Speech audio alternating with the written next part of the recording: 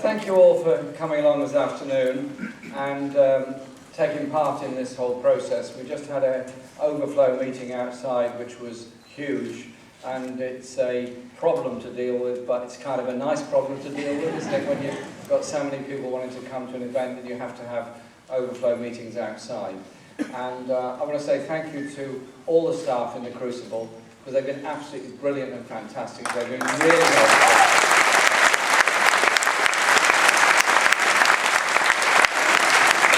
Very accommodating and very supportive, and as somebody who values and supports public theatre, art, access to art, drama and our cultural heritage and cultural industries, we're doing a special launch on Tuesday of another document on arts and culture and how they should be funded and supported, and how we should allow every young person the opportunity of some kind of art, dance, theatre, music. Unleash the creativity in all. And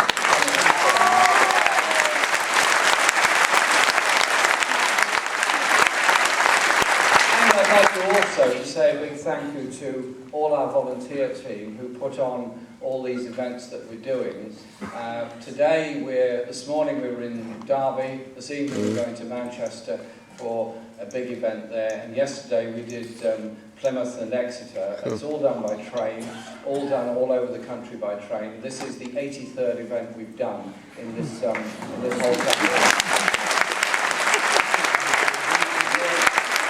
We're making sure we go to every part of Britain, and it's interesting, the response and reaction is very similar.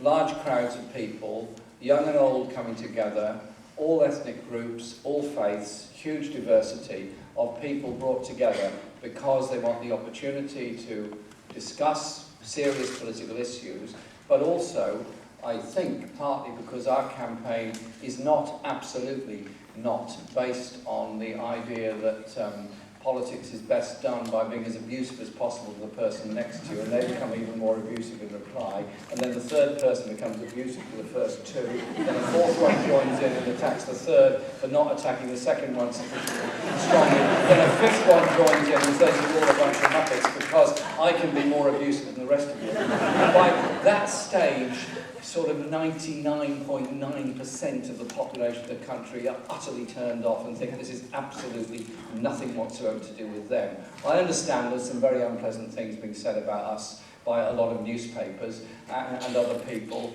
Okay, we're not replying, we're not responding, it's not our style of doing politics. We don't do abuse, we're not going to...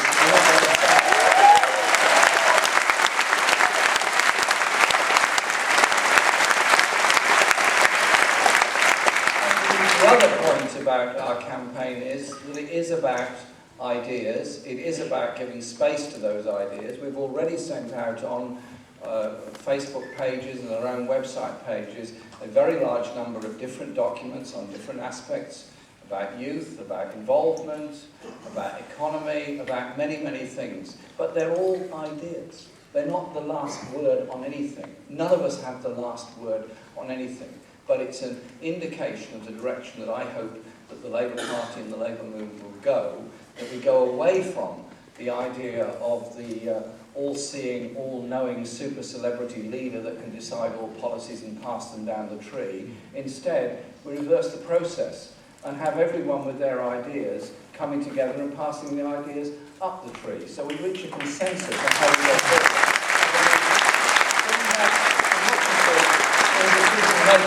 In the Labour movement, I think, is a very, very important factor.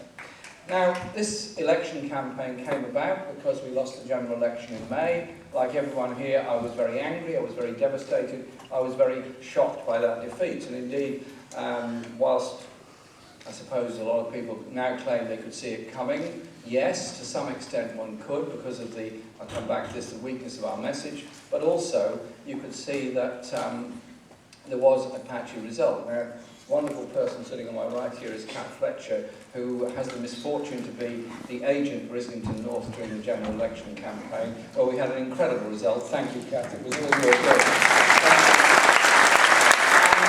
We put forward a very clear message of what we were about, which was challenging the whole austerity agenda. Now, I think Labour had a problem in the election.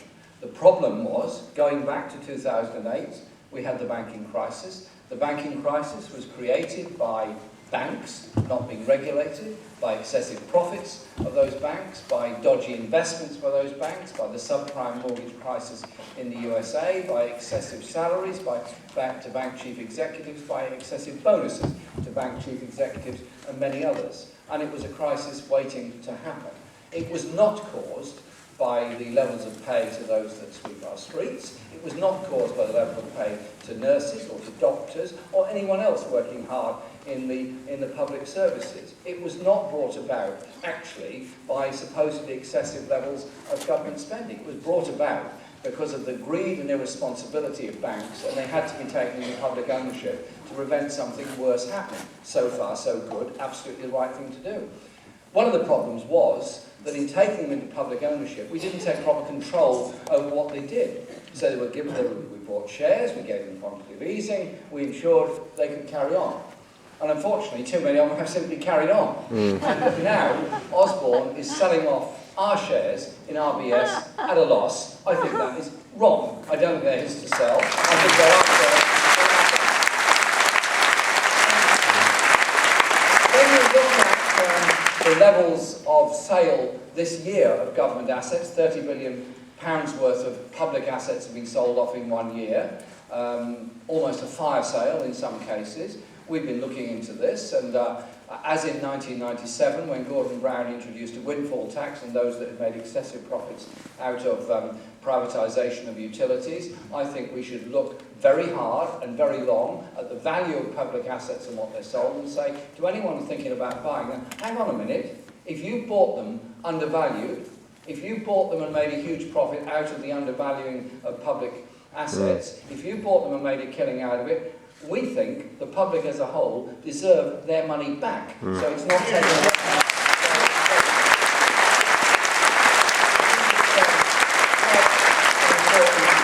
An important issue that we have to address. And then after 2010, we had the programme of austerity, which is essentially that because of the borrowing that took place to bail out the banks, because of the support that had to be given to them, the rest of the economy has to pay, and it has to pay through cuts, it has to pay through welfare benefit cuts, it has to pay through local authority cuts, it has to pay through lower wages, through frozen wages, through job losses in the public sector. And it seems to me that the whole process has now got even worse, because 5 years on of the economy being cut, we end up with another crisis coming, therefore more cuts on the way, and Osborne is proposing more cuts in the autumn statement. Goodness knows what level of devastation that will cause to local government all over the country. And so we, as a Labour Party, the Labour movement, have got to address this. Can we cut our way to prosperity, or do we instead remove this arbitrary date by which we move into budget surplus and instead invest in a productive economy? And so we're suggesting that we should put forward ideas for a National Investment Bank, which will be funded by a combination possibly of quantitative easing, possibly by public sector borrowing, but its duty and obligation would be to invest in the infrastructure we need.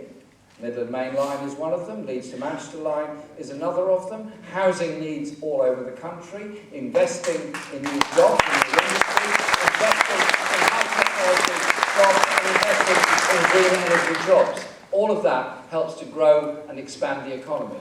So you do that in order to take things forward. You do that in order to create a better, more productive economy. You do that because that, I believe, is absolutely the correct direction we should be going in. Now, this is presented by some of our media as some kind of wild-eyed extremist solution.